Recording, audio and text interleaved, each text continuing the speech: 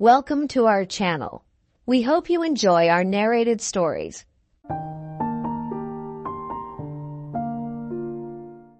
Only he who has been haunted by a dream, a black horror of the night so real and terrible that many days of repugnance and effort are needed to purge the mind of its ugly details, can understand how a dream that was a fact, a horrible waking fantasy, grotesque and weird, a repetition in hard actuality of the ingenious terrors of sleep, clings to him who, with his faculties about him and all his senses on the alert, has experienced it.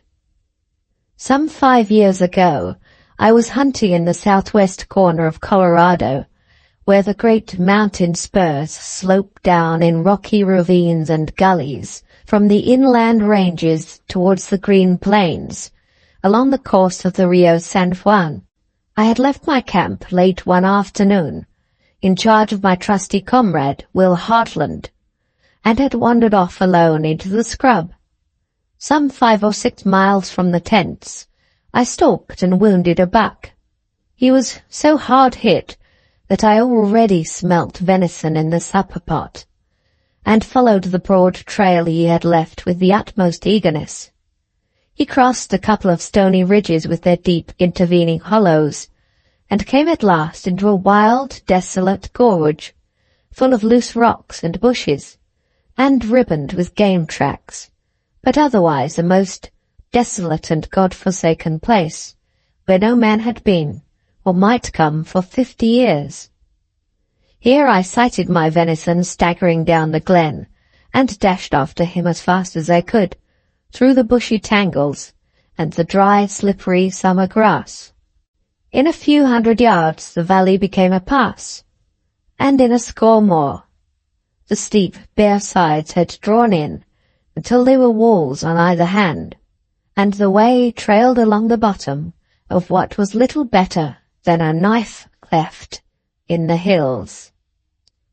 I was a good runner, and the hunter blood was hot within me. My moccasins flashed through the yellow herbage, my cheeks burnt with excitement. I dropped my gun to be the freer. The quarry was plunging along only 10 yards ahead, and seemed a certain victim. In front was the outing of that narrow ravine, long reaches of the silver San Juan twining in countless threads through interminable leagues of green pasture and forest. I saw it all, like a beautiful picture, in the narrow black frame of the rocks.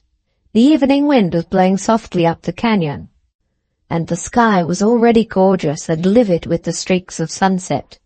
Another 10 yards, and we were flying down the narrowest part of the defile, the beast path under our feet hardly a foot wide, and almost hidden by long, wiry, dead grass.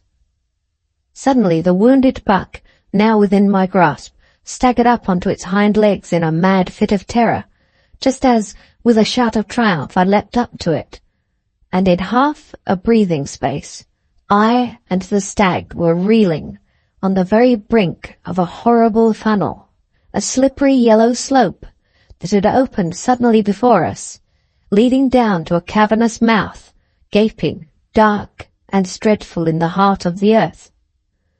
With a scream louder than my shout of triumph, I threw up my hands and tried to stop. It was too late. I felt my feet slip from under me, and in a second, shouting and plunging and clutching at the rotten herbage, I was flying downwards. I caught a last glimpse of the San Juan and the blaze of sky overhead, and then I was spinning into darkness, horrible, Stygian darkness, through which I fell for a giddy, senseless moment or two, and then landed with a thud which ought to have killed me, bruised and nearly senseless, on a soft, quaggy mound of something that seemed to sink under me like a feather bed. I passed out.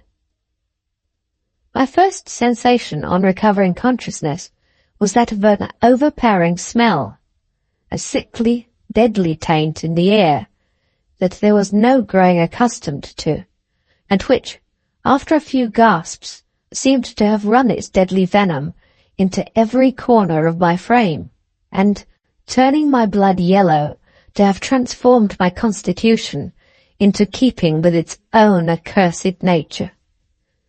It was a damp, musty, charnel house smell, sickly and wicked, with the breath of the slaughter pit in it, an aroma of blood and corruption. I sat up and glared, gasped about in the gloom, and then I carefully felt my limbs up and down. All was safe and sound, and I was unhurt, though as sore and bruised as if my body had stood a long day's pummeling. Then I groped about me in the pitch dark, and soon touched the still, warm body of the dead buck I had shot, and on which, indeed, I was sitting. Still feeling about, I found on the other side something soft and furry too. I touched and patted it, and in a minute recognized with a start that my fingers were deep in the curly mane of a bull bison. I pulled, and the curly mane came off in stinking tufts. That bull bison had been lying there 6 months or more. All about me, wherever I felt, was cold, clammy fur and hair and hoofs and bare ribs and bones mixed in wild confusion, and as that wilderness of death unfolded itself in the darkness to me, and the fetid, close atmosphere mounted to my head, my nerves began to tremble like harp strings in a storm, and my heart, that I had always thought terror-proof, to patter like a girl's. Plunging and slipping, I got upon my feet, and then became conscious of a dim circle of twilight far above, representing the hole through which I had fallen. The twilight was fading outside every moment, and it was already so faintly luminous that my hand, held in front of me, looked ghostly and scarcely discernible. I began to explore slowly round the walls of my prison. With a heart that grew sicker and sicker, and sensations that you can imagine better than I can describe, I traced the jagged but unbroken circle of a great chamber in the underground, 100 feet long perhaps, by 50 across, with cruel, remorseless walls that rose, sloping gently inward from an uneven, horrible floor of hides and bones to that narrow neck far overhead, where the stars were already twinkling in a cloudless sky. By this time I was fairly frightened, and the cold perspiration of dread began to stand in beads upon my forehead. A fancy then seized me that someone might be within hearing distance above. I shouted again and again, and listening acutely each time as the echoes of my shout died away, I could have sworn something like the clash of ghostly teeth on teeth, something like the rattle of jaws in an ague fit, fell on the silence behind. With beating heart and an unfamiliar dread creeping over me, I crouched down in the gloom and listened. There was water dripping out in the dark, monotonous and dismal, and something like the breath from a husky throat, away in the distance of the cavern, came fitfully to my ears, though so uncertain that at first I thought it might have been only the rustle of the wind in the grass far overhead. Again, mastering all my resolution, I shouted until the darkness rang, then listened eagerly with every faculty on stretch, and again, from the dimness, came that tremulous gnashing of teeth, and that wavering, long-drawn breath. Then my hair literally stood on end, and my eyes were fixed with breathless wonder in front of me, for out of the remotest gloom, where the corruption of the floor was already beginning to glow with pale blue wavering phosphorescent light, as the night fell, rose, glimmering itself with that ghastly lustre, something slim and tall and tremulous. It was full of life, and yet was not quite of human form. and reared itself against the dark wall, all agleam, until its top, set with hollow eyes, was 9 or 10 feet from the ground, and oscillated and wavered, and seemed to feel about, as I had done, for an opening, and then, on a sudden, collapsed in a writhing heap upon the ground, and I distinctly heard the fall of its heavy body as it disappeared into the blue inferno that burnt below. Again that spectral thing rose laboriously, this time many paces nearer to me, to twice the height of a man, and wavered and felt about, and then sank down with a fall like the fall of heavy draperies, as though the energy that had lifted it suddenly expired. Nearer and nearer it came, travelling round the circuit of the walls in that strange way, and, awed and bewildered, I crept out into the open to let that dreadful thing go by, and presently, to my infinite relief, it travelled away, still wavering and writhing, and I breathed again.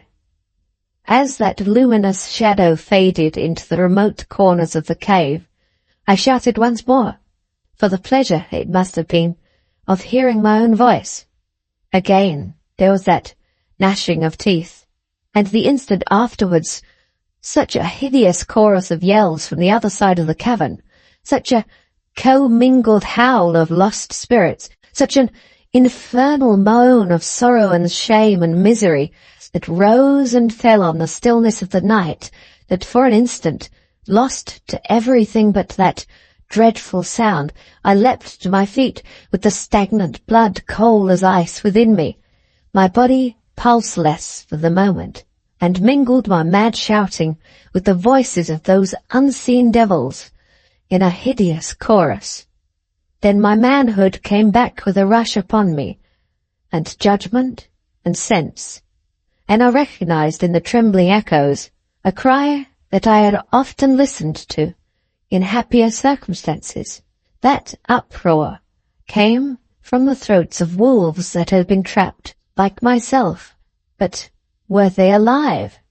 I thought, in fascinated wonder, how could they be in this horrible pit? And if they were not, picture oneself cornered in such a trap, with a pack of wolfish spirits. It would not bear thinking of. Already my fancy saw constellations of fierce yellow eyes everywhere, and herds of wicked grey backs racing to and fro in the shadows. With a tremulous hand I felt in my pocket for a match, and found I had 2, and 2 only. By this time the moon was up, and a great band of silver light, broad and bright, was creeping down the walls of our prison, but I would not wait for it. I struck the match with feverish eagerness, and held it overhead. It burnt brightly for a moment, and I saw I was in a great natural crypt, with no outlet anywhere but by the narrow neck above, and all chance of reaching that was impossible, as the walls sloped inwards everywhere as they rose to it. All the floor was piled thigh-deep with a ghastly tangle of animal remains, in every state of return to their native earth, from the bare bones that would have trembled at a touch, to the hide still glossy and sleek of the stag that had fallen in only a week or 2 before. Such a carnage place I never saw. Such furs, such trophies, such heads and horns there were all round, as raised the envy of my hunter spirit even in that emergency. But what held me spellbound and rooted my eyes into the shadows was 20 paces off, lying full stretch along the glossy undulating path which the incessant feet of new victims had worn, month after month, over the hill and valley of dead bodies under the walls. A splendid 18-foot python.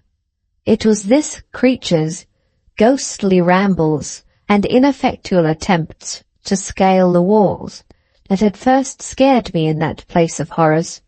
I turned round, for the match was short, and scarcely noticing a score or two of dejected rats, who squeaked and scrambled amongst lesser snakes and strange reptiles, looked hard across the cave. There, on their haunches, in a huddle against the far wall, staring at me with dull, cold eyes, were 5 of the biggest, ugliest wolves ever mortal saw. I had often seen wolves, but never any like those. All the pluck, grace, and savage vigor of their kind had gone from them. Their bodies, gorged with carrion, were vast, swollen, and hideous. Their shaggy fur was hanging in tatters from their red and mangy skins. The saliva streamed from their jaws in yellow ribbons. Their bleary eyes were drowsy and dull.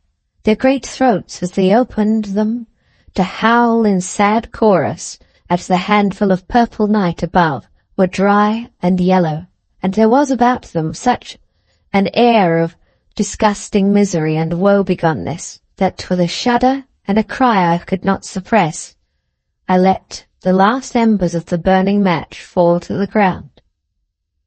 How long I crouched in the darkness against the wall, with those hideous serenaders grinding their foam-flecked teeth, and bemoaning our common fate in hideous unison, I do not know, nor have I space to tell the wild, horrible visions which filled my mind for the next hour or two. But presently the moonlight had come down off the wall, and was spread at my feet in a silver carpet, and as I sullenly watched the completion of that arena of light, I was aware that the wolves were moving. Very slowly they came forward out of the darkness, led by the biggest and ugliest, until they were all in the silver circle, gaunt, spectral, and vile, every mangy tuft of loose hair upon their sore speckled backs, clear as daylight. Their nose-pot-bellied, phosphorescent undertakers began the strangest movements, and after watching them for a moment or two in fascinated wonder, I saw they had come to me, in their despair, to solicit my companionship and countenance. I could not have believed it possible that dumb brutes could have made their meaning so clear as those poor shaggy scoundrels did. They halted 10 yards off, and with humble heads sagged down, and averted eyes slowly wagged their mud-locked tails. Then they came a few steps further, and whined and fawned, and then another pace, and lay down upon their stomachs, putting their noses between their paws like dogs who watch and doze, while they regarded me steadfastly, with sad, great eyes, forlorn and terrible. Foot by foot, grey and silver in the moonlight, they advanced with the offer of their dreadful friendship, until at last I was fairly bewitched, and when the big wolf came forward, till he was at my knees, a horrible epitome of corruption, and licked my hand with his great burning tongue, I submitted to the caress as readily as though he were my favourite hound. Henceforth the pack seemed to think the compact was sealed, and thrust their odious company upon me, trotting at my heels, howling when I shouted, and muzzling down to me, putting their heavy paws upon my feet and their great steaming jaws upon my chest, whenever, in despair and weariness, I tried to snatch a moment's sleep. But it would be impossible to go step by step through the infinitely painful hours of that night. Not only was the place full of spectral forms and strange cries, but presently legions of unclean things of 100 kinds that had lived on those dead beasts when they too were living, swarmed in thousands and assailed us, adding a new terror to the inferno, ravaging us who still kept body and soul together, till our flesh seemed burning on our bones. There was no rest for man or brute. The light was a mockery, and the silence hideous. Round and round we pattered, I and the gaunt wolves, over the dim tracks worn by the feet of disappointment and suffering. We waded knee-deep through a wavering sea of steamy blue flame that rose from the remains and bespattered us from head to heel, stumbling and tripping and groping and cursing our fates, each in his separate tongue. While the night waned, the dew fell clammy and cold into our prison, and the stars, who looked down upon us from the free purple sky overhead, made a dim twilight in our cell. I was blundering and staggering around the walls for the 100th time, feeling about with my hands in a hopeless search for some cleft or opening, when the grimmest thing of the whole evening happened. In a lonely corner of the den, in a little recess not searched before, pattering about in the dark, I suddenly touched with my hand. Think with what a shock it thrilled me. The cloth-clad shoulder of a man. With a gasp and a cry I leapt back and stood trembling and staring into the shadows, scarcely daring to breathe. Much as I had suffered in that hideous place, nothing affected me half so much as dropping my hand upon that dreadful shoulder. Heaven knows we were all cowards down there, but for a minute I was the biggest coward of us, and felt full of those strange throes of superstitious terror that I had often wondered before to hear weaker men describe. Then I mustered my wavering spirit, and with the gaunt wolves squatting in a luminous circle around me, went into the recess again, and put my hand once more upon my grim companion. The coat upon him was dry and rough with age, and beneath it, I could tell by the touch, there was nothing but bare rattling bones. I stood still, grimly waiting for the flutter of my physical cowardice to subside. And then I thought of that second match, and in a moment of keen intensity, with such care as you may imagine, struck it against the wall. It lit, and at my feet, in ragged miner's garb, sitting against the wall with his knees drawn up and his chin upon them, was the skeleton of a man so bleached and dry that it must have been there for 50 years at least. At his side lay his miner's pick and pannikin, an old dusty pocket Bible, the fragments of a felt hat, and a pair of heavy boots, still neatly side by side, just as the luckless fellow had placed the well-worn things, when for some reason he last took them off. And overhead something scratched upon a flat face of the rock. Hastily I snatched a scrap of paper from my pocket, and lighting it at the expiring match, read on the stone, Monday, Tuesday, Wednesday. There was nothing but that, and even the Wednesday was unfinished, dying away in a shaky, uncertain scratch that spoke infinitely more plainly than many words would have done, of the growing feebleness of the hand that traced it. And then all was darkness again.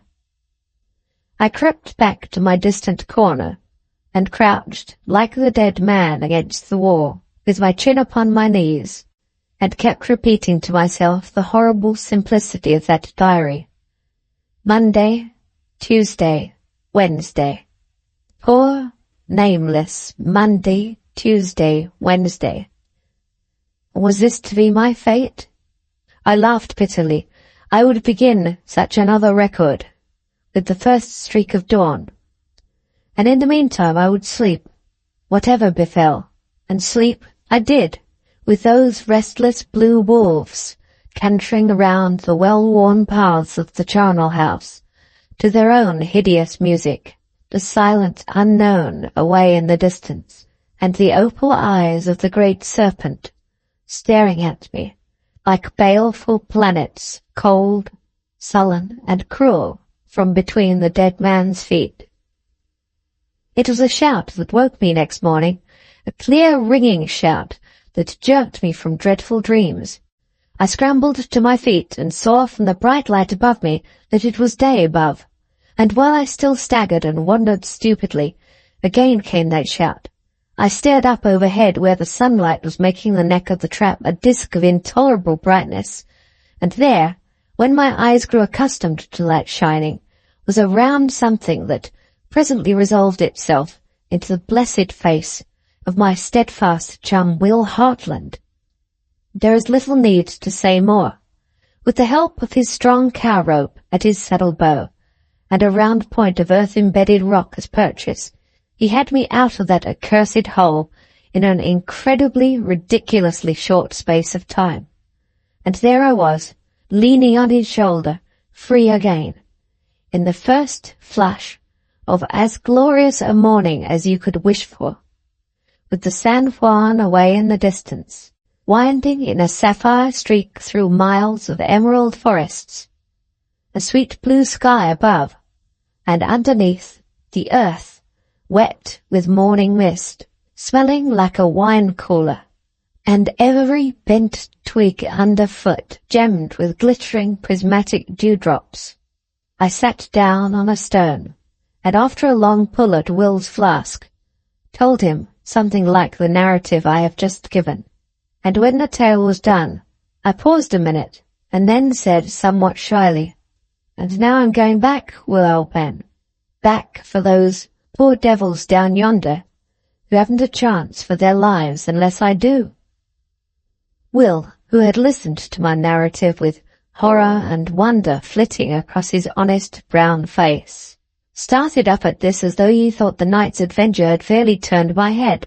But he was a good fellow, chivalrous and tender of heart under his Mexican jacket, and speedily acknowledging that I was right, set to work to help me.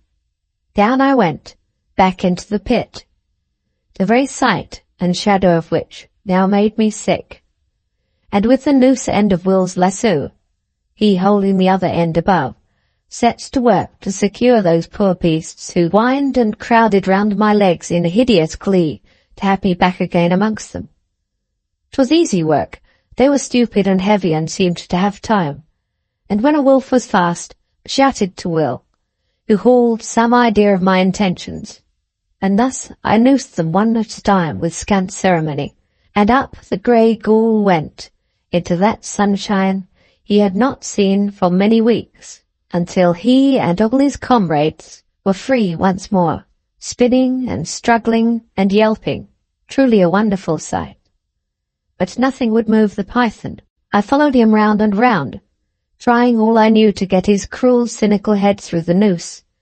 And then, when he had refused it a dozen times, I grew angry and cursed him, and gathering up all the tortoises, lizards, and lesser beasts I could find into my waistband, ascended into the sweet outer air once more. A very few hours afterwards, a heavy blasting charge, fetched from a neighbouring mine, was dangling by a string just inside the mouth of the detestable trap, with its fuse burning brightly.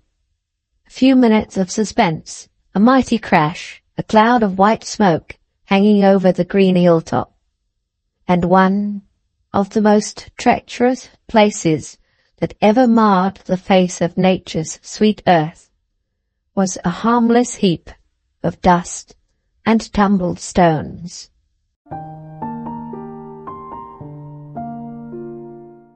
The end.